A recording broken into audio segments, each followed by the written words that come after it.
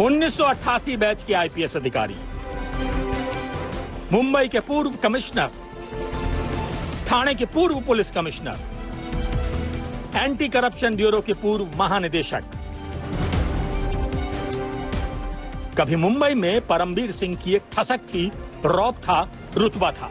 सरकारी तमगों के साथ सीना चौड़ा करके चलते थे परमबीर सिंह। लेकिन आज की तारीख में परमबीर सिंह पर भगोड़े का कलंक भी लग गया है और इसी कलंक को धोने के लिए 232 दिनों से गायब परमबीर सिंह फिर से मुंबई में दिखाई दिए। पहले मुंबई के पूर्व पुलिस कमिश्नर परमबीर सिंह की कुर्सी जाती है, उन्हें डीजी होमगार्ड्स बनाया जाता है। उसके बाद से अचानक परमबीर सिंह गायब हो जाते हैं। समझ में नहीं आता कि उन्हें जमीन निगल गई या आसमान खा गया। न फोन मिलता है, न उनका कोई सुराग मिलता है। बात यहां तक पहुंच जाती है कि परमबीर सिंह विदेश भाग गए हैं।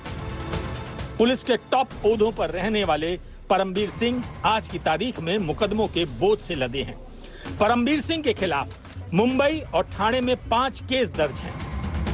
पहला केस परमबीर सिंह पर गोरेगांव में उगाही का दर्ज है।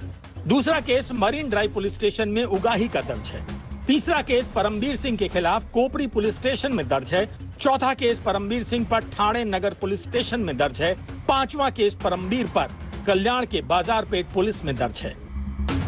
इतने केसेस का खौफ कहें या फिर गिरफ्तारी का डर। 4 मई से गायब हुए परमबीर सिंह अचानक मुंबई में प्रकट हुए तो सबसे पहले आज तक के कैमरे ने उन्हें कैच कर लिया और उनकी गुमशुदगी से लेकर केस पर सवाल कर लिए। सर, ये बताएंगे आप इन्वेस्टिगेशन ज्वाइन करने के लिए आए हैं? हाँ, मैं इन्वेस्टिगेशन ज्वाइन करने आया हूँ सुप्रीम कोर्ट के आदेश के हिसाब से। सर, ये जानना चाहेंगे कि आगे की प्रक्रिया क्या होगी? सुप्रीम कोर्ट ने प्रोटेक्शन दी है, पर आगे आप फिर भी कोई अपील? सुप्रीम कोर्ट ने उस प्रकार से मैं कोऑपरेट करूंगा। और सर, ये जो केसेस रजिस्टर किए जा रहे हैं, उस पर आपका क्या कहना है? सर, नहीं, मुझे कुछ कहना नहीं है। जो मुझे कहना है कोर्ट में कह चुका हूँ, कोर्ट में ही कहूंगा। यकीनन मुंबई के पूर्व पुलिस कमिश्नर के सिर पर इतने सारे केस लगने के बाद वो कैसा महसूस कर रहे हैं, ये आज तक के कैमरे पर तकरीबन नजर आ गया। मुंबई में प्रकट होते हुए परमबीर सिंह सबसे पहले क्राइम ब्रांच के ऑफिस पहुंचे और डीसीपी नीलोत्पल के सामने अपना बयान दर्ज करवाया। क्राइम ब्रांच की टीम परमबीर सिंह के खिलाफ गोरेगांव में दर्ज फिरौती के एक मामले की जांच कर रही है। इस मामले में परमबीर के खिलाफ गैर जमानती वारंट जारी हुआ था और कुछ दिन पहले उन्हें भगोड़ा भी घोषित किया गया था। आप साफ देख सकते हैं मुंबई के पूर्व पुलिस कमिश्नर परमबीर सिंह अब कांदिवली यूनिट 11 के ऑफिस पहुंच चुके हैं और वो यहां पर सीधे परमबीर सिंह यहां पर मौजूद है। मुंबई पुलिस के पूर्व कमिश्नर कांदिवली यूनिट के ऑफिस में यहां पर एक मामला जो है उन पर दर्ज है। मुंबई में 2 मामले दर्ज है, थाने में 2 मामले दर्ज है और एक जो है कल्याण के बाजारपेट पुलिस स्टेशन में। एक कोर्ट ने परमबीर सिंह को भगोड़ा घोषित करते हुए 30 दिनों के भीतर हाजिर होने का अल्टीमेटम दिया था और कहा था कि अगर परमबीर सिंह हाजिर नहीं होते हैं तो उनकी संपत्ति जब्त करने की प्रक्रिया शुरू की जाएगी, जिसके बाद परमबीर के जुहू वाले फ्लैट के बाहर कोर्ट का यह आदेश भी चिपकाया गया था। वक्त भी वो मुंबई के मैजिस्ट्रेट कोर्ट की तरफ से प्रोक्लेम्ड ऑफेंडर है, तो जाहिर सी बात है प्रोक्लेम्ड ऑफेंडर तब होते हैं कि जब लगातार बुलाने के बावजूद भी आप जांच में शामिल नहीं होते हो और आप अगर आरोपी है, आपके खिलाफ अगर एफआईआर है और बुलाने के बावजूद आप नहीं आते हो तो आपके खिलाफ प्रोक्लेम्ड ऑफेंडर का नोटिस निकलता है। तो ऐसे में अब जिस केस में उनके खिलाफ प्रोक्लेम्ड ऑफेंडर का नोटिस निकला है, उस केस में वो यहां पर जांच में शामिल हुए हैं।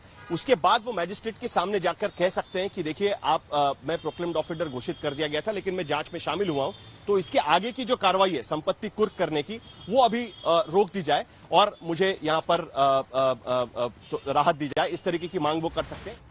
22 जुलाई को मुंबई के मरीन ड्राइव पुलिस स्टेशन ने परमबीर सिंह समेत 5 पुलिसकर्मियों और 2 अन्य लोगों के खिलाफ एक बिल्डर से कथित तौर पर 15 करोड़ रुपए मांगने का केस दर्ज किया था।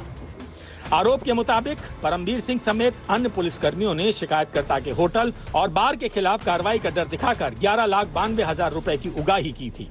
इस मामले की जांच क्राइम ब्रांच कर रही है और उनके खिलाफ गैर जमानती वारंट जारी किया गया था। जबकि सुप्रीम कोर्ट ने 22 नवंबर को परमबीर सिंह को कथित जबरन वसूली केस में सुरक्षा मुहैया कराई थी, लेकिन सुप्रीम कोर्ट ने परमबीर सिंह को जांच में शामिल होने का निर्देश भी दिया था। सुनवाई के दौरान परमबीर सिंह के वकील ने कहा था वो देश में ही हैं, वो फरार नहीं होना चाहते हैं, वो भागना नहीं चाहते हैं। जैसे ही वो मुंबई में एंट्री करेंगे उनकी जान को खतरा है। इनमें से 2 केसेस में उनके खिलाफ नॉन अवेलेबल वारंट है, एक केस में परमवीर सिंह को प्रोक्लेम्ड ऑफेंडर यानी फरार घोषित किया जा चुका है। अब ऐसे में परमवीर सिंह के सामने सुप्रीम कोर्ट का दरवाजा खटखटाने के अलावा और कोई रास्ता नहीं था।